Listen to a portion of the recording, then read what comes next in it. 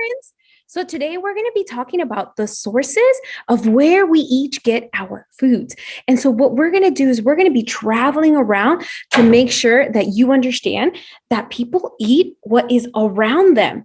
A long time ago, before cars, airplanes, trains, even ships were around and available to use, friends, we had to eat what was available to us.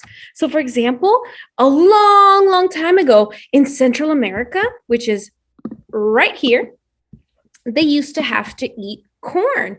A lot of meals and a lot of things that were made with corn.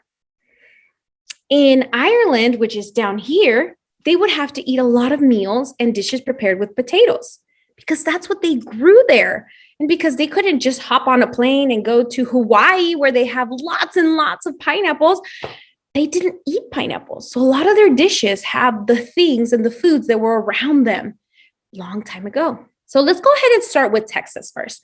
We're going to go ahead and go to the coast of Texas. And I want you to look at these photographs. We kind of already saw them, but I want you to look at them again. What do you see? What do you notice? That's right. We see the beach. We see the ocean. And when you see these images and you think of the beach and the ocean, what kinds of animals or plants are around there? Fish, whales, crabs, lobster, shrimp, seafood. So friends, a lot of people in the Texas coast or any coast, they would eat a lot of seafood. Lots of fish, yummy fish. Look at this dish. Lots of shrimp, if shrimp was available to them, crabs, lobsters.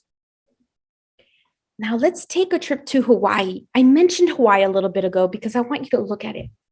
It is called an island, and an island is a piece of land that is surrounded by water. Well, friends, in Hawaii, a long time ago, before they could hop on a boat and grab food from another place, Hawaii, they have lots of pineapples, lots of seafood, lots of fish. And one of the dishes that is very popular in Hawaii that is traditional, that means that it's from a long time ago, it's called the loco moho. And it's basically rice topped with a hamburger patty, a fried egg, and brown gravy. That looks delicious. That's because in that area, they would have access to hamburger patty, to hamburger meat, and lots of rice. They also had access to eggs because chicken make eggs. You would not see lots of lamb. You would not see lots of corn dishes because there wasn't any on the island a long time ago. Now, if we take a trip back to Ireland, like I was telling you, they have lots of potatoes there and lots of livestock, primarily lamb. So they would eat lots of dishes that had that kind of thing in them. For example, mashed potatoes, potato stew with lamb meat.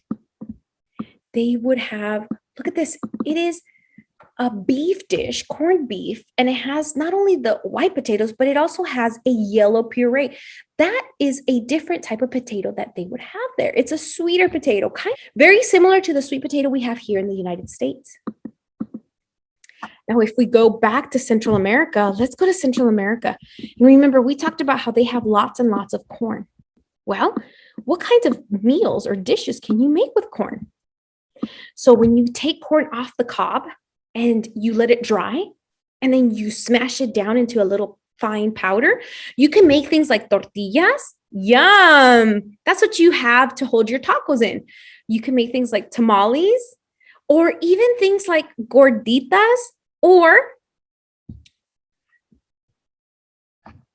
even enjoy the corn, or even enjoy the fire roasted corn with mayonnaise, sour cream, cheese, and some little salsa picante sauce on top of it. That looks yummy. And we'll take another trip and we'll go to Africa. So this is where Africa is. And in Africa, friends, they have the yucca plant and plantains. So the yucca plant is very similar. It's a root vegetable that is very similar to the potatoes, but it has a different taste. And so in Africa, dishes will have what look like potatoes to us or French fries, but they're made of that yucca plant. They also had plantains, which are really large, look like bananas, but they're very large and kind of sweet. And what they would do with the plantains is they could make dishes, or even fry them and then add a little bit of sugar on top. Yum, that sounds like a good dessert.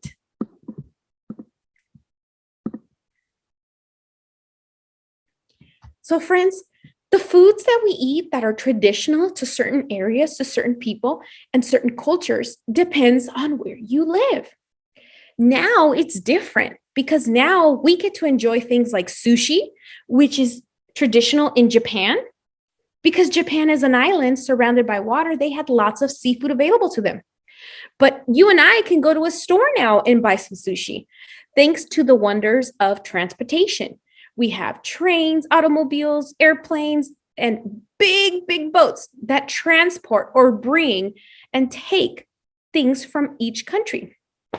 We are so lucky to be alive right now so that we can enjoy all this delicious, yummy food that is traditional all over the world.